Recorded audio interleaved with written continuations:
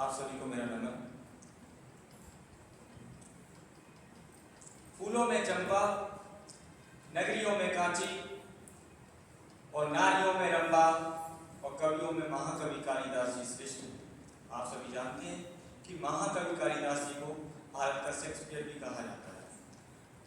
जिसने भी संस्कृत का ज्ञान अर्जित किया है वो संस्कृत पढ़ने वाले सभी श्रोतागण जानते हैं कि महाकवि कालिदास जी का जो रचनाओं में वर्णन होता है वो स्पष्टता राजवैभव पर पूर्ण है। राजवैभव की बात की जाए तो अधिकांशतः जो समय रहा महाकवि कालिदास जी का वो राजाओं के अधीन रहा, यानी कि राजदरबारी के रूप में। महाकवि कालिदास जी गुप्त काल शासक चंद्रगुप्त मौर्य द्वितीय विक्रमादित्य के नवरत्नों में से एक प्रमुख एवं प्रसिद्ध रहे। उन्होंने अधिकांश रचनाओं में राजवैभव का वर्णन किया है। उदाहरण के तौर पर महाल विक्रम ले लो तो शुंग शासक अग्निमित्र एवं मालविका का यहाँ पर प्रण कथा का वर्णन किया गया है। इससे स्पष्ट हो जाता है कि महाकवि कालिदास की जो रचनाएं हैं वो राजवैभव से परिपूर्ण है। ऐसी ही एक और रचना कुमार संभव में जो रचनाएं भगवान शिव माँ पार्वती के जो पुत्र काटज्ञ के जन्म का जो वर्णन होता है वहां से भी स्पष्ट हो जाता है कि महाकवि कालिदास जी की रचनाओं में राजवैभव का वर्णन हुआ है।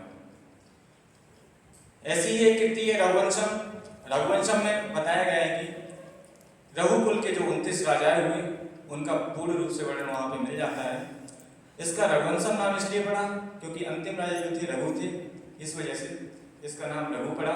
और मैं बताना चाहता हूँ महोदय, जो अधिकांशतः कृतियां हैं महाकवि कालिदास जी की वो सिर्फ राजवैभव पर है और राजवैभव का उन्होंने जो अपनी बातें प्रकाशित की हैं वो स्पष्ट ही राजाओं के बारे में है। अधिकांशतः जो कृतियां हैं वो भी राजा के बारे में लिखी गई हैं। महाकवि कालिदास जी बहुत ही सुप्रसिद्ध श्रेष्ठ कवियों में गिने जाते हैं और उनका जो समय रहा उनकी जो रचनाएं रही वो ज्यादातर राजवैभव पर ही रही। मेरे विपक्षी साथी कहते हैं कि लोक जीवन की कृतियां हुई हैं, तो मैं बता देना चाहता हूं कि उनका अधिकांश समय जब राजाओं के बीच बीता तो अधिकांशतः कृतियां भी उनकी राजा पर ही रही। तो वो स्पष्टता बता देती कि उनके जीवन में उनकी रचनाओं में राजवैभव का वर्णन होता है। महाकवि कालिदास जी के खंडकाव्य हो, नाटक हो, महाकाव्य हो, सभी रचनाओं से स्पष्ट होता है। विपक्षी साथी एक बार गहन अध्ययन करके देख लें कि अगर उनकी रचनाओं में राजवैभव का वर्णन नहीं होता है तो आप स्पष्ट कर सकते हैं। और मैं अपने वाक्य से यही बोलना चाहता हूँ कि महाकवि कालिदास जी की जो अधिकांश रचनाएं हैं उनमें राजवैभव का वर्णन हुआ है, ये स्पष्ट हो जाता है उनकी रचनाओं से।